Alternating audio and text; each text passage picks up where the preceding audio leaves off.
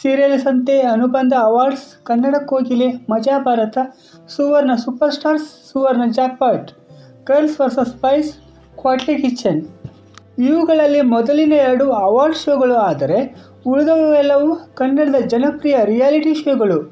ಈ ಎಲ್ಲ ಶೋಗಳನ್ನು ನಿರೂಪಣೆ ಮಾಡಿದವರು ಅನುಪಮಾ ಗೌಡ. ಇತ್ತೀಚಿನ ವರ್ಷಗಳಲ್ಲಿ ಮಹಿಳಾ ನಿರೂಪಕಿಯಾಗಿ ದೊಡ್ಡ ಹೆಸರು ಮಾಡಿರುವ ಅನುಪಮಾ ಗೌಡ ಅವರು ಇದೀಗ ತಮ್ಮ ನಿರೂಪಣಾ ವೃತ್ತಿಗೆ ಗುಡ್ ಬೈ ಹೇಳಿದ್ದಾರೆ. ಸತತ 8 ವರ್ಷಗಳ ಕಾಲ ನಿರೂಪಣೆಯಲ್ಲಿ ದೊಡ್ಡ ಯಶಸ್ಸು ಕಂಡ ಅವರು ಈಗ ಕೆಲವು ಕಾರಣಗಳಿಂದಾಗಿ ಇನ್ನೂ ಯಶಸ್ಸಿನ ಉತ್ತುಂಗದಲ್ಲಿ ಇರುವಾಗಲೇ ರಿಟೈರ್ಡ್ ಆಗ್ತಾ ಇರೋದು ಒಂದಿಷ್ಟು ಜನಕ್ಕೆ ಬೇಸರವಾಗಿದ್ದರೆ, ಇನ್ನೊಂದಿಷ್ಟು ಜನ ಅವರ ಆಯ್ಕೆಯ ಮುಂದಿನ ಬದುಕಿಗೆ ಶುಭಾಶಯ ತಿಳಿಸ್ತಾ ಇದ್ದಾರೆ. ಹೀಗಿರುವಾಗಲೇ ಈ ಸಡನ್ ರಿಟೈರ್ಮೆಂಟ್ಗೆ ಕಾರಣ ಏನಿರ್ಬೋದು ಅಂತ ತುಂಬ ಚರ್ಚೆಗಳು ಕೂಡ ಸೋಷಿಯಲ್ ಮೀಡಿಯಾಗಳಲ್ಲಿ ಆಗ್ತಾ ಇದ್ದಾವೆ. ಇದಕ್ಕೆ ಅಸಲಿ ಕಾರಣ ಏನು, ಹಾಗೆ ಇಲ್ಲಿ ತನಕ ಅನುಪಮಾ ಗೌಡ ಒಬ್ಬ ನಟಿಯಾಗಿ ನಿರೂಪಕಿಯಾಗಿ ನಡೆದು ಬಂದ ದಾರಿ ಹೇಗಿತ್ತು, ಅವರ ಮುಂದಿನ ಫ್ಯೂಚರ್ ಪ್ಲ್ಯಾನ್ಗಳು ಏನು, ಇನ್ನು ಮೊದಲಾದ ಇಂಟ್ರೆಸ್ಟಿಂಗ್ ವಿಷಯಗಳನ್ನು ಇವತ್ತಿನ ವಿಡಿಯೋದಲ್ಲಿ ನೋಡೋಣ. ನೀವು ಇನ್ನೂ ನಮ್ಮ ಚಾನಲ್ಗೆ ಸಬ್ಸ್ಕ್ರೈಬ್ ಆಗಿಲ್ಲ ಎಂದಾದರೆ ಈ ಕೂಡಲೇ ಸಬ್ಸ್ಕ್ರೈಬ್ ಮಾಡಿ, ಪಕ್ಕದಲ್ಲಿ ಕಾಣುವ ಬೆಲ್ ಬಟನ್ ಒತ್ತಿ. ತುಂಬ ಇಂಟ್ರೆಸ್ಟಿಂಗ್ ಆಗಿರೋ ವಿಡಿಯೋ, ಸ್ಕಿಪ್ ಮಾಡದೆ ಕೊನೆಯವರೆಗೆ ನೋಡಿ. ಹಾಗೆ ಮಿಸ್ ಮಾಡಿದ ವಿಡಿಯೋಗೆ ಒಂದು ಲೈಕ್ ಕೊಡಿ.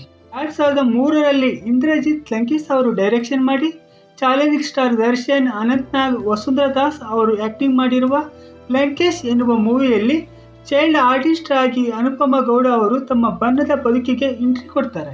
ಆ ನಂತರ ಕನ್ನಡ ಕಿರುತೆರೆಯನ್ನು ಪ್ರವೇಶಿಸುವ ಅನುಪಮಾ ಗೌಡ ಅವರು ಕೆಲವು ಧಾರಾವಾಹಿಗಳಲ್ಲಿ ಕೂಡ ಆ್ಯಕ್ಟಿಂಗ್ ಮಾಡ್ತಾರೆ.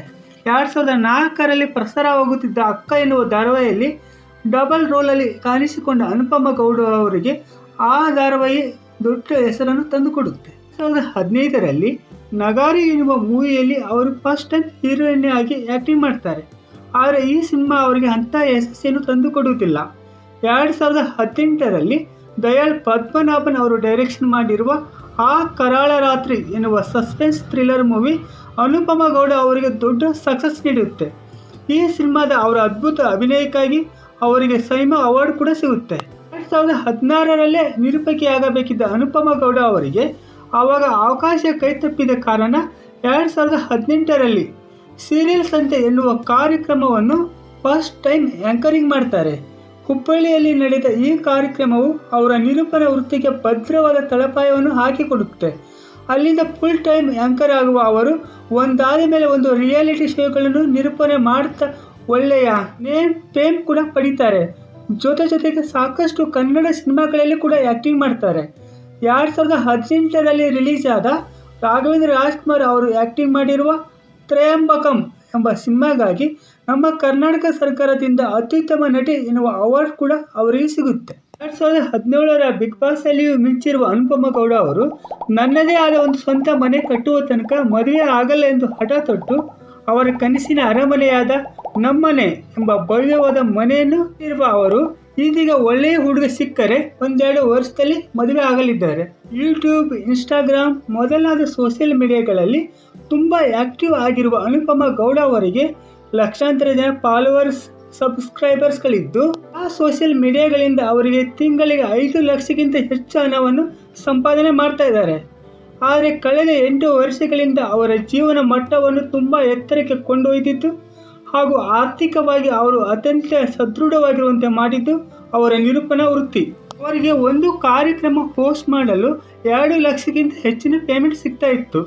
ಆದರೆ ಈಗ ಅದಕ್ಕೆ ಗುಡ್ ಬೈ ಹೇಳಿರುವ ಅನುಪಮಾ ಗೌಡ ಅವರು ಮುಂದಿನ ದಾರಿ ತುಂಬ ಕ್ಲಿಯರ್ ಆಗಿದೆ. ನಮ್ಮ ಆ್ಯಂಕರಿಂಗ್ ಜರ್ನಿಯಲ್ಲಿ ಸಪೋರ್ಟ್ ಮಾಡಿದ ಪ್ರತಿಯೊಬ್ಬರಿಗೂ ಭಾವನಾತ್ಮಕವಾಗಿ ತುಂಬ ಎಮೋಷನಲ್ ಆಗಿ ಧನ್ಯವಾದ ತಿಳಿಸಿರುವ ಅವರು ತಮ್ಮ ಅಚ್ಚುಮೆಚ್ಚಿನ ಆ್ಯಕ್ಟಿಂಗ್ ಫೀಲ್ಡ್ಗೆ ರೀ ಎಂಟ್ರಿ ಕೊಡ್ತಾ ಇದ್ದಾರೆ.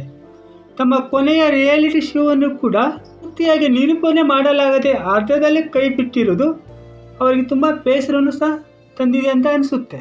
ಪೂರ್ತಿಯಾಗಿ ಒಬ್ಬ ನಟಿಗೆ ತೊಡಗಿಸಿಕೊಳ್ಳಬೇಕು ಎಂದು ಡಿಸೈಡ್ ಮಾಡಿರುವ ಅನುಪಮಾ ಗೌಡ ಅವರಿಗೆ ಟಿವಿ ಚಾನೆಲ್ ಜೊತೆಗೆ ಯಾವುದೇ ಥರದ ಸಮಸ್ಯೆ ಆಗಿಲ್ಲ ಎನ್ನುವುದನ್ನು ತುಂಬ ಸ್ಪಷ್ಟವಾಗಿ ತಿಳಿಸಿದ್ದಾರೆ. ನಟಿಯಾಗಿ ಪೂರ್ಣ ಪ್ರಮಾಣದಲ್ಲಿ ಆ್ಯಕ್ಟಿಂಗ್ನಲ್ಲಿ ತೊಡಗಿಸಿಕೊಳ್ಳಲು ರೆಡಿಯಾಗಿರುವ ಅನುಪಮಾ ಗೌಡ ಅವರು ಈಗಾಗಲೇ 3 ಪ್ರಾಜೆಕ್ಟ್ಗಳನ್ನು ಒಪ್ಪಿಕೊಂಡಿದ್ದಾರೆ. ಆ ಸಿನಿಮಾದಲ್ಲಿ ಆ್ಯಕ್ಟಿಂಗ್ ಮಾಡಿರುವ ಅನುಪಮಾ ಗೌಡ ಅವರು ಮತ್ತೊಂದು ವೆಬ್ ಸೀರೀಸಲ್ಲಿ ಕೂಡ ನಟಿಸ್ತಾ ಇದ್ದಾರೆ. ಅವರೇ ಸ್ವತಃ ಪ್ರೆಸ್ಟೀಜ್ ಎನ್ನುವ ಒಂದು ಶಾರ್ಟ್ ಮೂವಿಯನ್ನು ಡೈರೆಕ್ಷನ್ ಮಾಡ್ತಾ ಇದ್ದು ಇದು ಕೂಡ ಅತಿ ಶೀಘ್ರದಲ್ಲೇ ರಿಲೀಸ್ ಆಗಲಿದೆ.